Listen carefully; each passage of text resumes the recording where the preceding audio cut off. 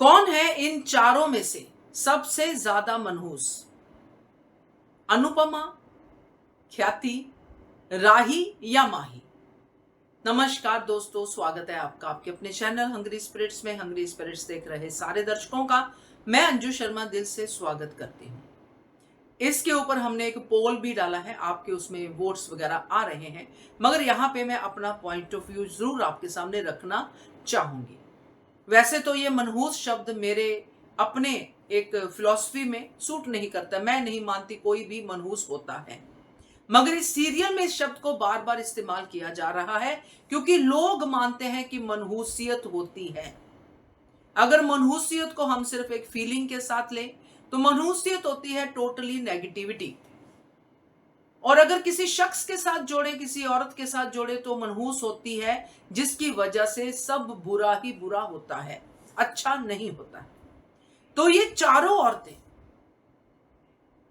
एक वो जिसके ऊपर हमेशा मनहूसियत का इल्जाम लगता है कि ये मनहूस है, ये मनहूस है, ये मनहूस है, और लगाने वाले ये तीनों औरतें बाकी की। आप समझ ही गए होंगे कि मैंने कैसे ये अलग किया है। तो बात करते हैं कि एक्चुअली इस सीरियल की स्टोरी के हिसाब से बड़ा मनहूस कौन है। पहले वही निवेदन, जिन्होंने अभी तक चैनल को सब्सक्राइब नहीं किया है कर लीजिए, साथ में दोस्तों बेल आइकन दबाइएगा ताकि आपको हमारे वीडियोस के नोटिफिकेशन मिलते रहें। सबसे पहले बात करते हैं अनुपमा की। लोगों को अनुपमा से शिकायतें हो सकती हैं कि अनुपमा अपने लिए स्टैंड नहीं लेती है, अनुपमा जो प्रीच करती है उसको प्रैक्टिकली नहीं करती है, अनुपमा ने जो है ऐसा किया, अनुपमा ने वैसा किया, अनुपमा ने अनुज की कदर नहीं की। वो शिकायतें हो सकती हैं मगर वो मनहूसियत नहीं है, ये मैं आपको पहले ही क्लियर कर दूं। क्योंकि मनहूस वो होता है जिसके प्रेजेंट होने से सबका बुरा हो। मगर आज की तारीख में अगर हम फ्लैशबैक में जाएं तो अनुपमा के होने से सबका अच्छा हुआ है, मगर उनको अच्छा स्वीकार ही नहीं है। अनुपमा की लाइफ के जितने भी ये चैप्टर्स रहे हैं, जिसमें डिम्पी का आना, भारती का आना, मालती देवी का आना, अनुज को उसकी मां से मिलवाना, इवन अनुज का आना, ख्याति का आना, माही का आना, राही का आना, इनमें से कौन है जिसके लिए अनुपमा बुरी साबित हुई है? अनुपमा बुरी तब साबित हुई जब इन लोगों के खिलाफ, इन लोगों के जो भी गलत इरादे थे उनके खिलाफ अनुपमा ने आवाज उठाई। तो वो तो मनहूस की कैटेगरी में आती ही नहीं है, मगर फिर भी इस सीरियल के कैरेक्टर्स को मनहूस कहते हैं क्योंकि आर्यन की डेथ हुई। तो यहां पे जो अनुपमा पे इल्जाम है वो बिल्कुल उसके ऊपर नहीं है। जो सच के लिए खड़ा होता है वो मनहूस हो ही नहीं सकता। अब दूसरे नंबर पे बात करते हैं, अब ये तीनों जो बाकी बची हैं ये तीनों एक से बढ़ के एक हैं। दूसरे नंबर पे बात करते हैं ख्याति की। ख्याति मनहूस नहीं है क्या? ख्याति तो बाय चॉइस मनहूस बनी है। ऐसा नहीं कि ख्याति जहां पे खड़ी होती है बुरा ही बुरा होता है, मगर ख्याति ने बाय चॉइस ये बुरा किया है।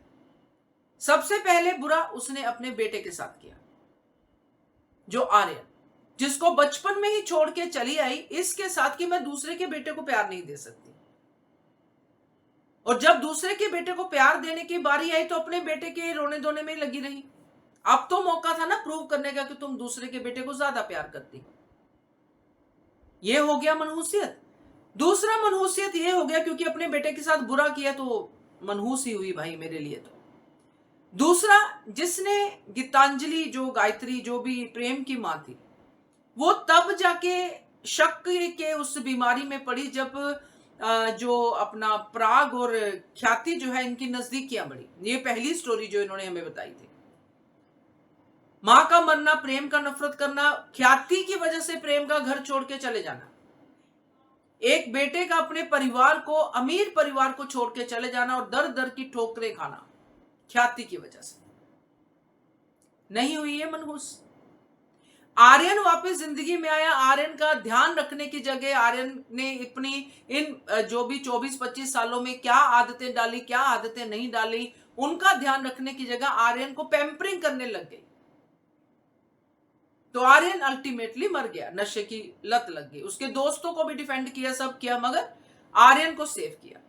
तो ख्याति मनहूसियत की कैटेगरी में आगे आती है दोस्तों। जो आज अनुपमा को बार बार मनहूस कह रही है, दरअसल वो जानती है कि मनहूस तो मैं हूं। अगर मैं मनहूस ना होती तो आज दोनों बेटे मेरे साथ होते। आज तुम्हारा एक भी बेटा तुम्हारे साथ नहीं है, एक मर गया, दूसरे को तुम थप्पड़ मार रही हो। कैसे हिम्मत की ख्याति ने थप्पड़ मारने की प्रेम को? क्या गलत कहा था प्रेम ने? तो ये जाती है ख्याति मनहूसियत की कैटेगरी में बहुत जोर शोर से। अब तीसरे नंबर पे बात करते हैं इस माही की। माही जो मनहूसियत की चलती फिरती मिसाल है दोस्तों। इस पर किसी की नजर क्यों नहीं गई? क्यों नहीं वसुंधरा ने एक बार भी उठ के कहा कि ये मनहूस है, आते ही मेरे पोते को खा गई? क्यों नहीं कहा भाई? कहना चाहिए था ना, वसुंधरा का कैरेक्टर तो वही था। मगर टारगेट अनुपमा है, अनुपमा को गलत साबित करना है, क्योंकि अनुपमा कभी गलत होती नहीं है। इसलिए माही बाल बाल बच गई। अब माही की जर्नी को ले। जब माही काव्या के पेट में थी तो अपनी मां के लिए प्रॉब्लम थी। ये आप लोगों के जो मनहूसियत की कैटेगरी है उसी में लेके जा रही हूं। तो बच्चों को ऐसे मैं नहीं कह सकती, क्योंकि बच्चे तो बच्चे होते, मगर आज जो उनका फाइनल प्रोडक्ट देख रही हूं बच्चों का, वो देख के फ्लैशबैक में जाना पड़ रहा है। तो जो माही है, तब मां के लिए प्रॉब्लम बनी, कोई एक्सेप्ट नहीं कर रहा था, जिसमें माही की कोई गलती नहीं थी। गलती काव्या और अनिरुद्ध की। एक बच्चा उन्होंने कंसीव कर लिया। अब ये बच्चा जिस स्थिति में कंसीव हुआ, कहते हैं ना कि वो मेंटल कंडीशन, जब हस्बैंड वाइफ या जो भी प्रेमी प्रेम करते हैं, तो वहां पे जब ये एक एनर्जी पैदा होती है, तो बच्चा पैदा होता है, तो उसका असर बच्चे पे होता है। तो माही पे वो पूरा असर। माही जब पैदा हुई, माही की वो जर्नी, माही को घर पे रहना नसीब नहीं हुआ, हॉस्टल चली गई वगैरह वगैरह। बच्ची के साथ गलत होता ही गया, क्योंकि बच्ची पैदा ही गलत हुई। उसके बाद बच्ची ने अपने रंग दिखाने शुरू किए, और वो रंग पहला दिखाया अनुपमा की गोद में बैठ के। अनुपमा की गोद में बैठी आशा भवन गया। आशा भवन से वो सब चले गए। अनुपमा की जिंदगी से अनुज चला गया। कौन है मनहूस? माही जब अनुपमा के साथ थी, माही ने अनुपमा के साथ बहुत प्यार किया, शाह परिवार से प्यार किया, सबके साथ प्यार किया, मगर शाह परिवार ने उसको नहीं अपनाया, क्योंकि शाह परिवार जानता था कि ये मनहूस है। अनुपमा ने कभी इस बात पे विश्वास नहीं किया जैसे मैं करती हूं। मनहूसियत या कोई शख्स मनहूस नहीं होता, मगर माही ने हर चीज को अपने स्वार्थ में यूज किया, यहां तक कि अनुपमा को भी। तो माही की मनहूस होने की बार बार एग्जाम्पल दी जा सकते कि अनुपमा की अनुज दूर हुआ, अनुपमा की अपनी बेटी अनुपमा से माही की वजह से दूर रही, माही के साथ कंपीट करती रही। वो सब किसकी वजह से? माही की वजह से। तो अनुपमा की जिंदगी में लाइन से लाइन प्रॉब्लम लाने वाली माही, अनुपमा को कोठारीज के सामने झुकाने वाली माही कि मेरी आर्यन से शादी करवा दो, अनुपमा को धोखा देके मंदिर में बुलाने वाली माही। तो अनुपमा के लिए माही से बड़ी मनहूस और कौन होगी?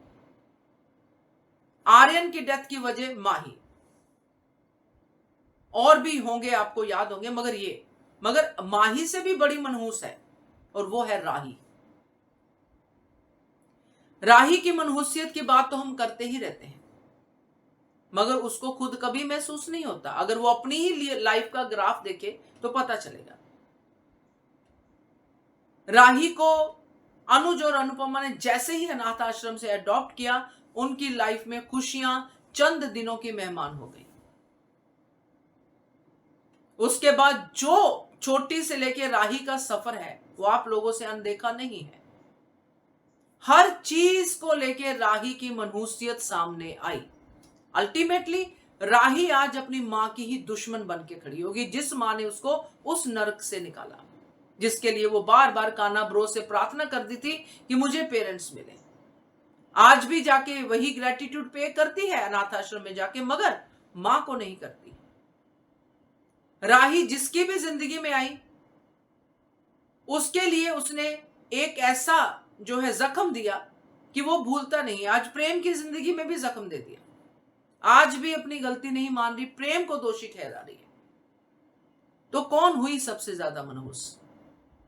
क्योंकि राही जो हमारे सबके फेवरेट कपल को अलग कर सकती है, मान की जिंदगी का वो नासूर बन सकती है, तो उससे बड़ा मनहूस कोई नहीं हो सकता। तो राही इन चारों में से सबसे बड़ी मनहूस राही ही दिखाई देती है। नंबर 2 पे माही, नंबर 3 पे ख्याति और अनुपमा यहाँ पे नहीं आती है। जो लोग भी अनुपमा को मनहूस कहते हैं या उसको इस कैटेगरी में लेके आते हैं, तो उनको खुद ही इस जर्नी को वापस देखना पड़ेगा। सो बताइएगा, क्योंकि ये वीडियो बनाने का आज बहुत मन किया, इसलिए मैंने बनाई। नहीं तो ये मनहूस शब्द तो मैं मानती नहीं हूं। हर कोई अपने हिसाब से अपने लिए अच्छा या बुरा होता है, तो अपने लिए अच्छा करता है, अपने लिए बुरा करता है। कैसी लगी ये वीडियो जरूर बताइएगा कमेंट करके। देखते रहिए चैनल हंग्री स्पिरिट्स।